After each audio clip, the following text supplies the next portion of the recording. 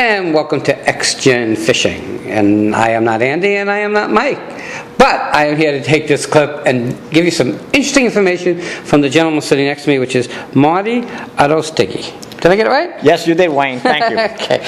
And Marty, you're interesting, especially for the show, because what I know about you, which is very little, excuse me, is that you hold a ton of international world records, or world records for fishing. That's correct. Over 400. Yes, about 425 or something like that. I lose count. So I guess you're fishing since you're a boy? I started fishing when I was 3 years old. Wow. I still remember the first fish I ever caught was a tiny little grunt like that. And I caught it with a little hand line and it got into my hand, boom, and it fell in the water. So I started my career as catch and release. There you go. Now you're fishing for a number of years. Yes.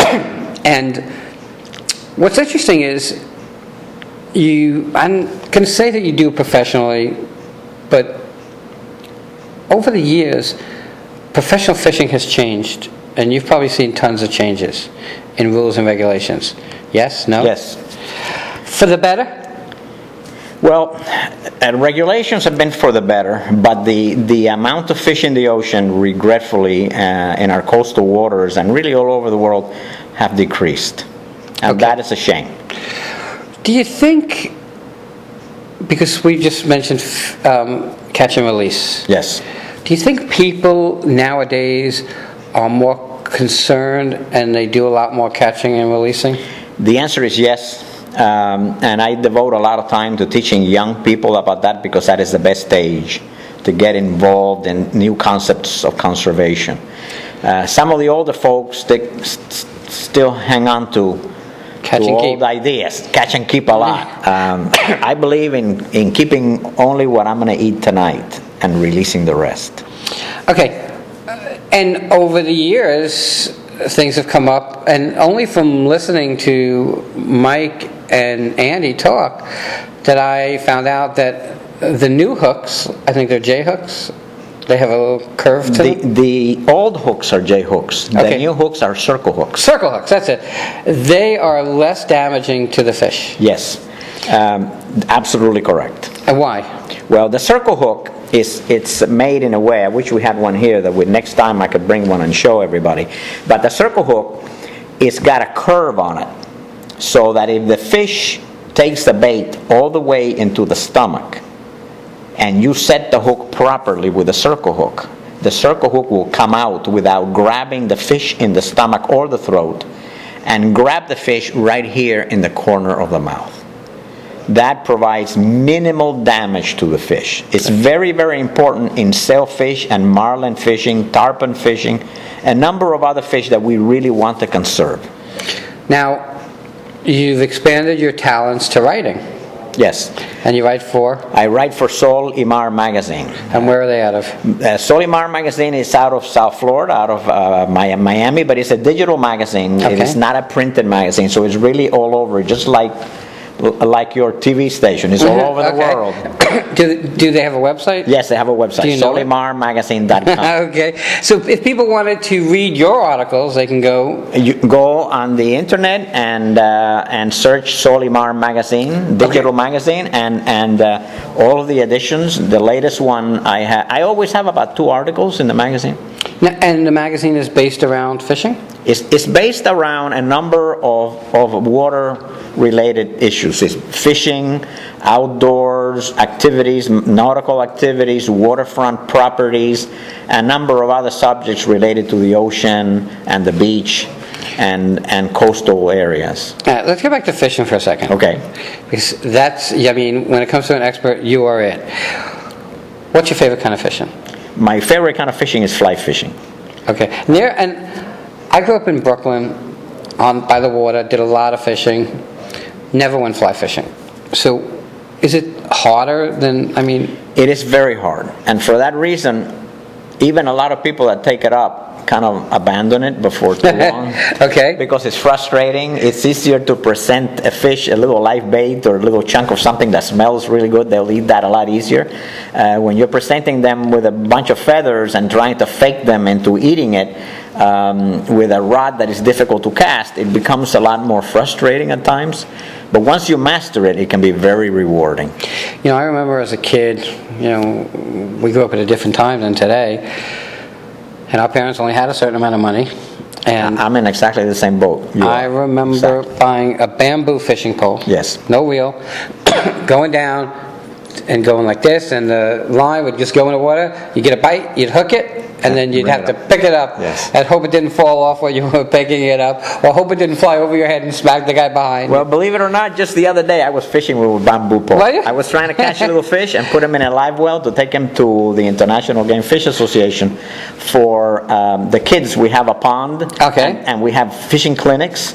And I go and catch a bunch of little fish, put them in the live well, bring them to the pond so the kids can fish for them, catch and release, and we teach the kids how to fish that way. Now, there are a lot of organizations.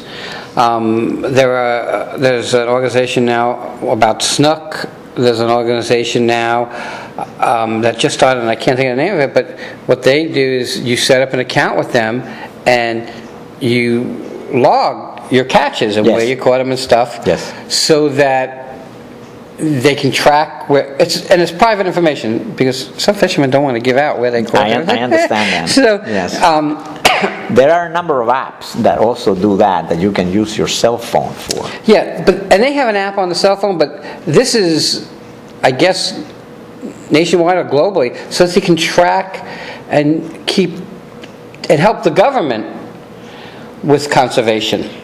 Track a lot of sport fishing. The government has better data on commercial fishing because the commercial fishermen are required to turn in catch reports, and then when they sell their catch, there is record of the weight and things like that. But in recreational fishing, there's very little of that. There's very little data. So the more data that we can develop on recreational fishing, the better it is for any government agency that is trying to regulate the fishing, make sure that we have adequate conservation measures. You've been fishing a number of years, and I guess you've done all kinds of fishing. Yes.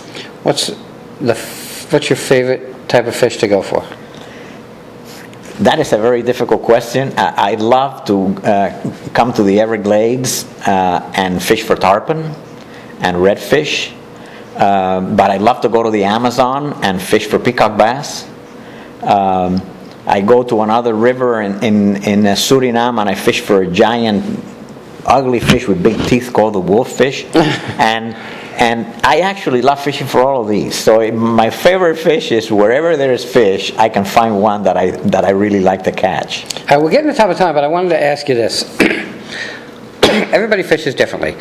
I go fishing, take my rod, drop the line, and I'm zoning. My mind is all over, I'm relaxed, it's the best feeling. Andy and Mike, who do the show, they go tournament fishing. And for them, this is serious, serious business. And fishing to me is something recreational, and tournament fishing is very serious. Yes. When you fish, serious, or is it about recreation? Well, because I fish for a lot of world records, it takes a lot of time and preparation, and to a good degree is serious, and when I'm targeting a certain fish, you could say that there's even pressure. But I enjoy that. That is, in my personality, that does not make me feel bad, that makes me feel good. Okay. So I can deal with that. I also this week, like I said, I was fishing with a bamboo pole, and I was catching all these little fish for the pond, and that was a lot of fun. I loved it. I had a great time. There was no pressure. There was no goals. I need to catch a world record. I need to get the biggest fish. I was just trying to catch a lot of little fish, and I had a great time because I did like you did. I zoned out, and I became interested in just having a good time. Right. We're getting to the top of the time. Let's talk about the magazine before we get off the air. Okay. Name of the magazine? Sol y Mar magazine. How's it spelled? SOLYMAR. And then you add a .com to the end of that to get it online. So Sol y Mar magazine is Sol is one word, which is sun. Y, which is and Mar, M-A-R, which is sea. So it's sun and sea.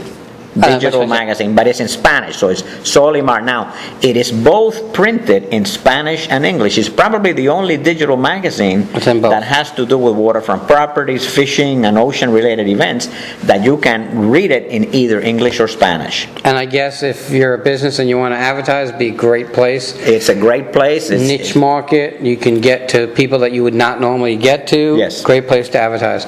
With that, Marty, I want to thank you for coming on. It was a pleasure. Thank you, Wayne. I wish you the best in your future endeavors. And let's see, I'm filming this for XGen, and they're with me 6 years, and I went out fishing with them. They never invited me. Can you believe that? Well, hopefully they will. Maybe we'll go fishing together. There you Talk go. to XGen and let's go fishing together. There you go. With that, everybody, Andy and Mike will be right back.